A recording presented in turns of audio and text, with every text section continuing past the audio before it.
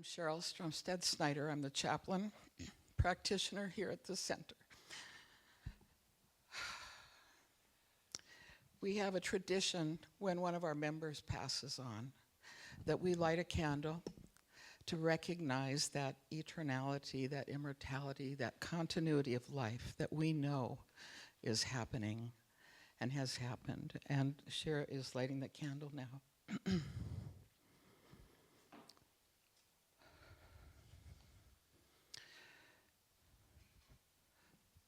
My beloved friend, and friend to everybody here and to so many people, made her transition Friday morning.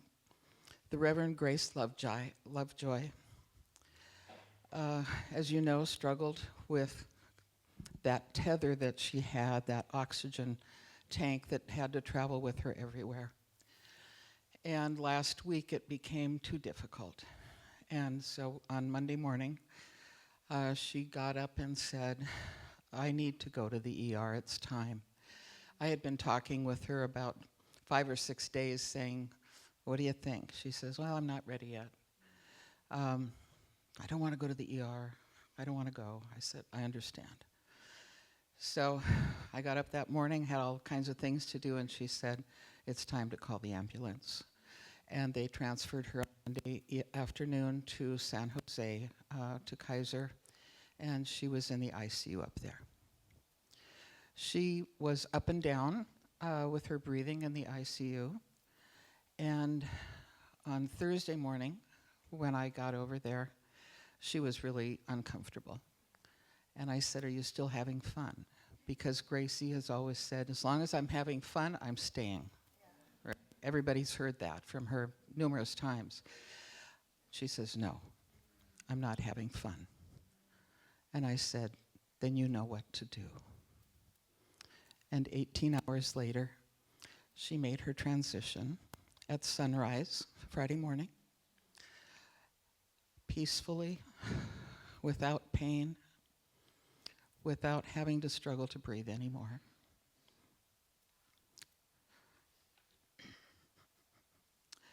Gracie has been a force of nature. I met her in 2000 when we all started at the Center for Conscious Living, which then became this community, the Center for Spiritual Living. And she had just become a practitioner at the center, graduated with Joy Haley, who is now passed on as well. And I was her first paid client as a practitioner. So we go back a long ways. Everybody has stories. Elijah and I were talking the other day about her service, which will be coming up in July. And I said, we can't let all the ministers talk. We'll be there for 10 hours. Because, first of all, you know how ministers are, but everybody has stories of the impact that Gracie made on their lives. Everybody does. Whether you were in a book club with her on Zoom, she had book clubs that met at her house down in Camarillo before she came up here. She was a minister down in that center for, I believe, 16 years, for quite a while. And members of her community are still in touch with her. I have been answering a lot of the text messages on her phone as people have discovered that she has passed. And so her community down there is also grieving. They will be included in our service up here. We'll do a live stream when we have it so that they also can be connected with us up here. There's so much that I could say about Gracie. She's lived with Owen and I and Chris for 6.5 years. She arrived on New Year's Day of 2000. And she was struggling to breathe then, at that time. She arrived with a 24-foot truck full of her belongings. And that was a little interesting, but but with the help of many friends and some that came up from Camarillo with her, we got stuff in our garage and then eventually into a storage container. And she was struggling then. And shortly after she arrived, she ended up in the hospital. Gracie has been through many opportunities to come back to life in the last 6.5 years. And you'll see, we're going to show you a little video in a minute of one of her talks after she came back. She always comes back with, "I'm still having fun. I'm not ready to go. I'm still having fun." So many wonderful stories of all the people that have been coming in and out of our house over the last 6 years that have been doing artwork with her, having tea with her, having conversations with her, whether it's on the phone or in the house or by text. COVID was also a wonderful opportunity for her to get connected with Zoom. And that was a life-saving thing for Gracie especially, but for many of us. So we traveled through COVID together. We traveled through floods together. We traveled through the loss of our cars. She had planned to live over in Morgan Hill when she moved up here, and her two best friends passed away, one of them 2 months after she arrived, her friend Katie, and Rusty passed away a year later. So she was kind of staying between Morgan Hill and our place, but then after they passed, she moved into our place full time. And her dog Doodle, also known as Lucy Lightbringer Lovejoy, was her official name when she came 16 years ago. Doodle is still with us. She's still dancing for breakfast and for dinner and begging for snacks on her time frame. And she still talks. And she and Gracie would talk back and forth to each other. So Doodle is still with us. I'm going to read a little something about the science of mind. And this is from Ernest Holmes. It is human to grieve over the loss of dear ones. We love them and cannot help missing them. But a true realization of the immortality and continuity of the individual soul will rob our grief of hopelessness. We shall realize that they are in God's keeping and they are safe. We shall know that loving friends have met them and that their life still flows out with the currents of eternity. We shall feel that we have not lost them, they have only gone before. So we shall view eternity from the higher standpoint as a continuity of time forever and ever expanding until time as we now experience it shall be no more. Realizing this, we shall see in everyone a budding genius, a becoming God, an unfolding soul, an eternal destiny. So as her soul has continued with its amazing journey, I can only imagine what's going on now on the other side of the veil. I'm sure she's not sitting quietly. I'm sure that she's delighted to be free and to be able to breathe and to dance. She studied ballet when she was 38, and she was in a class with 8-year-olds, and she did the little dance recital with the 8-year-olds. That's the character that our friend is. We are not sad for Gracie as she releases her physical body, but we celebrate her going on to her new freedom. We are sad for us because we miss her. My house is empty. Everything has changed for us. For her, it has not. She created her own name, The Amazing Grace. And I was talking with the doctor the last night that I was there, and he wanted to know more about her. He was a liver doctor. He didn't know anything. And he said, "Wow, that's a beautiful name." And I said, "Oh, she did that. She created that herself." He said, "She did? You can do that? Is that legal?" And I said, "Yes, it's very legal. She had it done legally. Her original name was Deborah Ann Schmidt." That doesn't look like her at all, does it, to the Gracie that we know?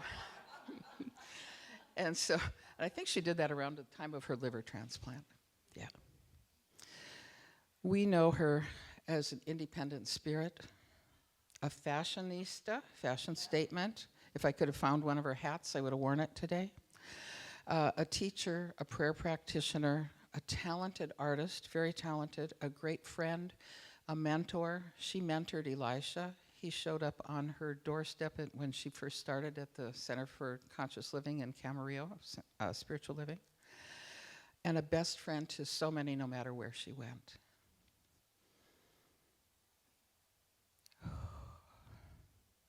Gracie has woven a rich tapestry of friends, of experiences, all so dramatically different and so incredibly rich, because that's who Gracie is.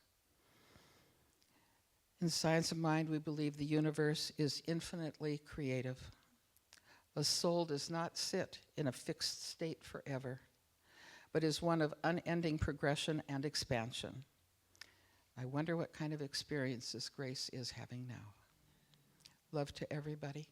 Thank you all for your love and concerns for Owen and Chris and I, and for our entire church family.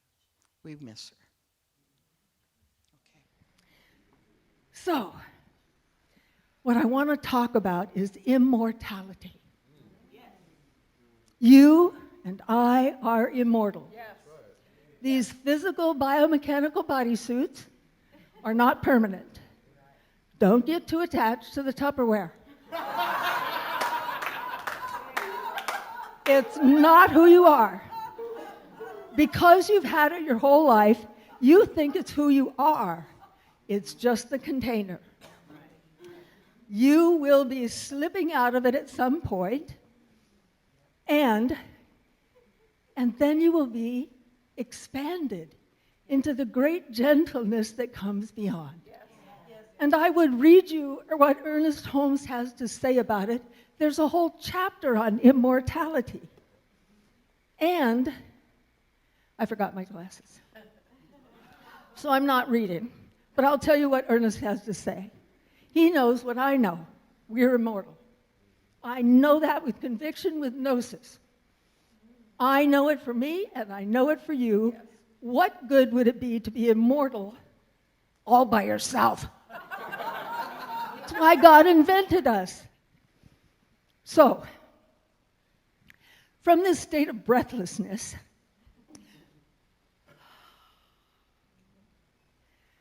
I want to tell you that being immortal and being mortal, what a gift. Yes.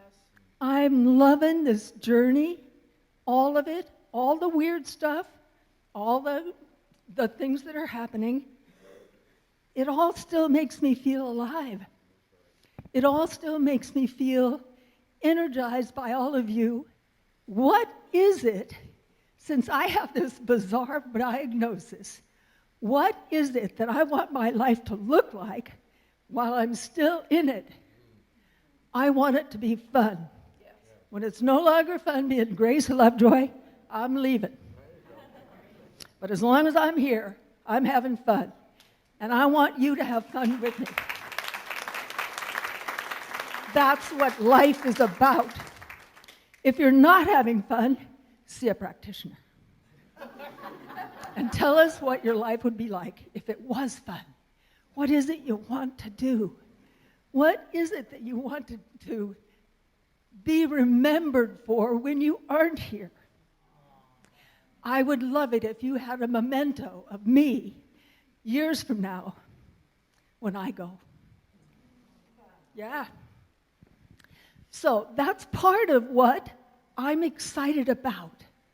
The rest of my life is going to continue to be a fun, exciting, thrill-filled journey. And you don't have to ride a helicopter underneath.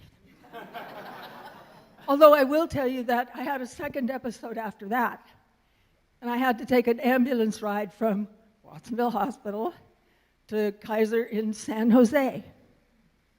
And the people in the ambulance said, "What kind of music would you like to listen to?"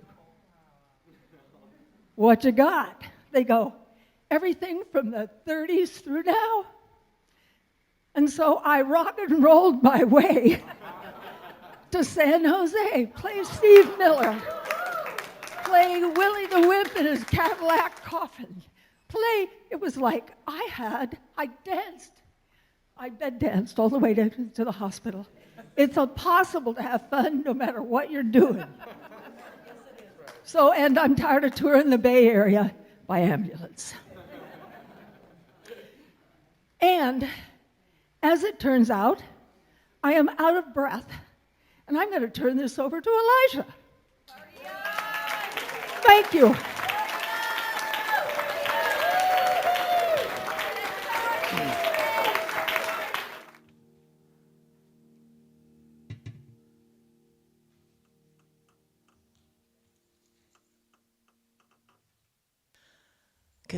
Good morning on this precious, beautiful morning.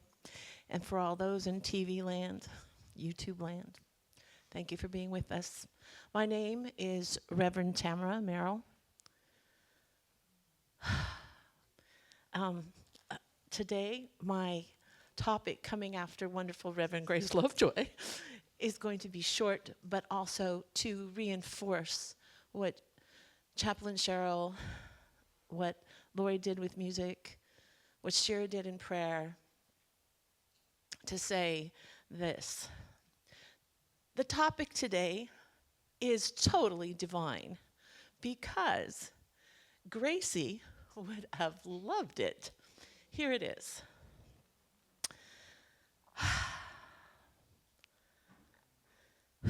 Divine doubt.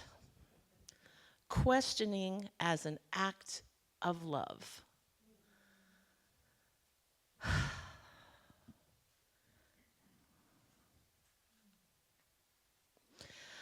The Webster Dictionary says doubt is the uncertainty of belief, the state of being uncertain. Spiritually, some say doubt is the beginning of wisdom. Divine doubt, divine in the Webster's Dictionary. Divinity or divine nature is to discover by intuition or insight.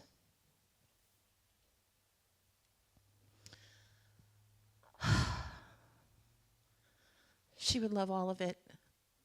Questioning is an act of love. Right now, what I'd like everyone to do with me is in the next 10 minutes, it's going to be a very short talk because the greatness has gone before me. I'd like you to set an intention of all that has happened prior to me coming up here and all that will follow. An intention of what you want to walk away with today, what you want to carry in your heart today that sustains you, that uplifts you, that embraces your heart. And as you go into the 30, 60-second silence of intention, one thing Gracie and I did talk about, and I want to say this one sentence, and I'd like you to contemplate your intuition with it. What is never born can never die. Let us go into silence.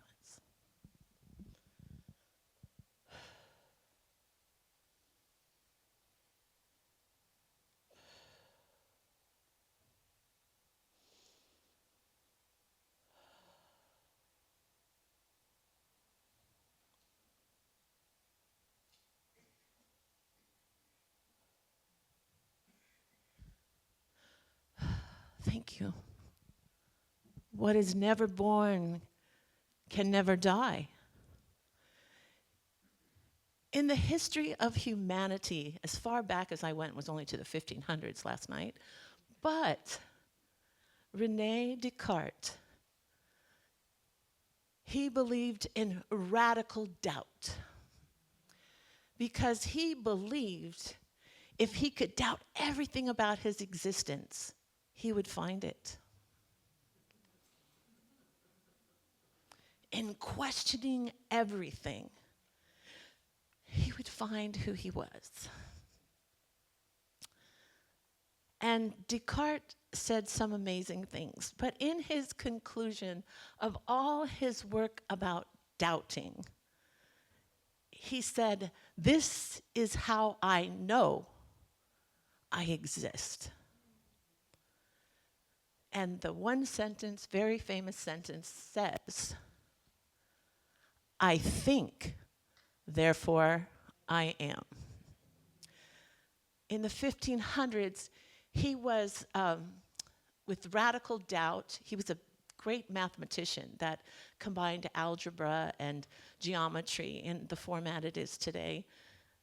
But through his discovery, it was the sense that the logical mind cannot hold enough infinite possibilities, but the soul can hold it all. And the only way to reach that is in the silence.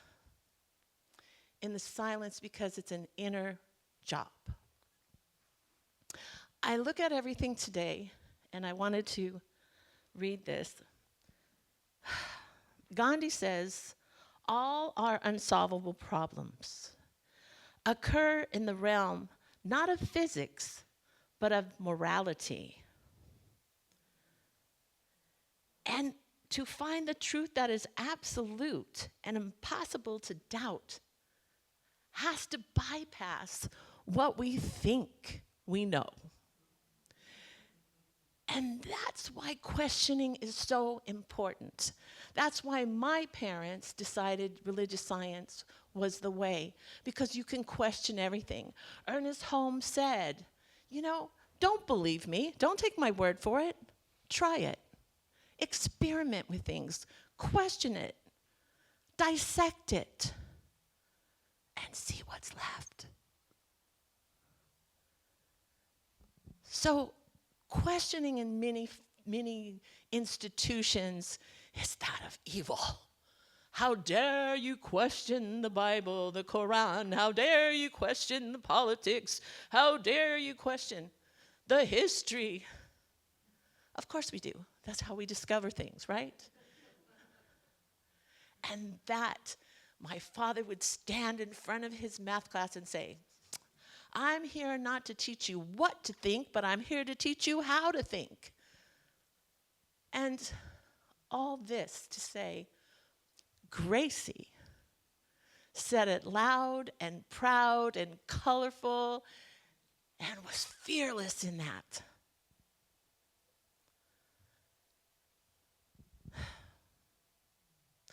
Each and every one of us here right now, in this present moment, can ask yourself, who am I here to be? Even in this moment. Not what can I do, not how should I improve myself, but what can I be?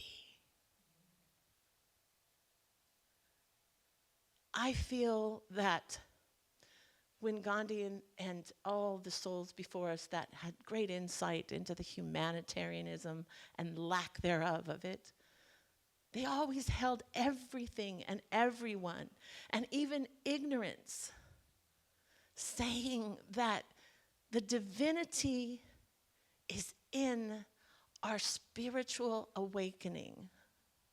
Everyone sitting in here is here because something has called you. Something has called you to be sitting in the seat right now or watching it on TV. And no matter what our problems are, whatever they may be, there is a higher energy going on. And I have said this before, and it's like every philosopher, Heraclitus was one of my favorite. And he said, our eyes and our ears are bad witnesses because they do not speak the language of the soul. We dismiss the invisible. We dismiss the very energy that makes us alive because, what I see with my senses and hear with my ears and touch with my hands and whatever thoughts and opinions are going on in my mind and evoking emotions, that's real because I'm feeling it right now. Give me some other information, I may feel differently. So that's temporary. What is infinite?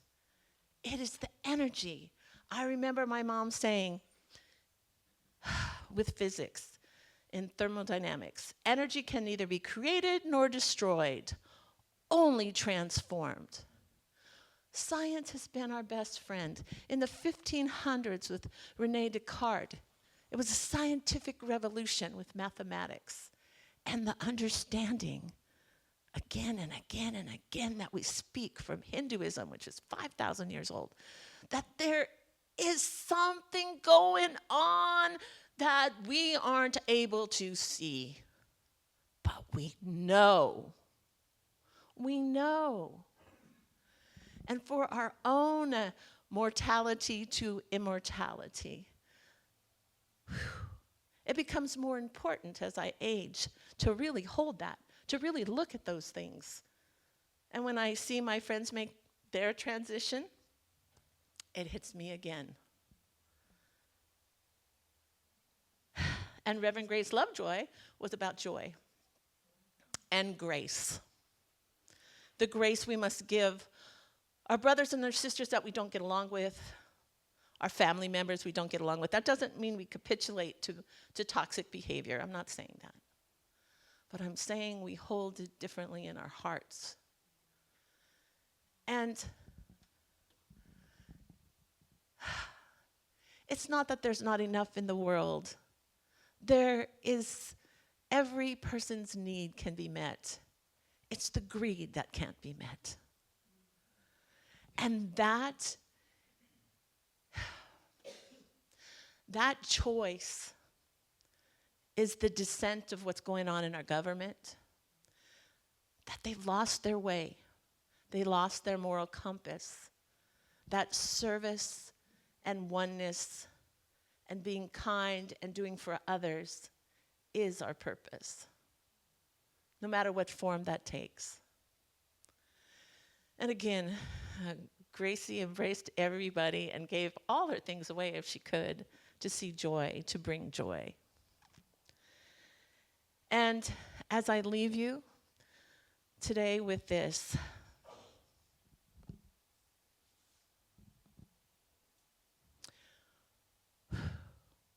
trust, trust, trust.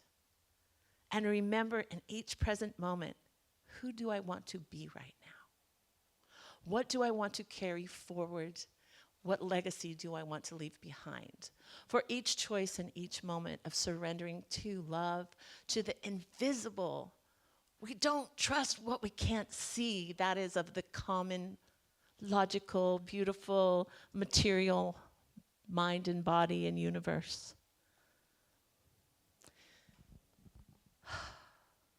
Let us know that spirit is never born and can never die, for it's the infinite, and that is who you are. Thank you.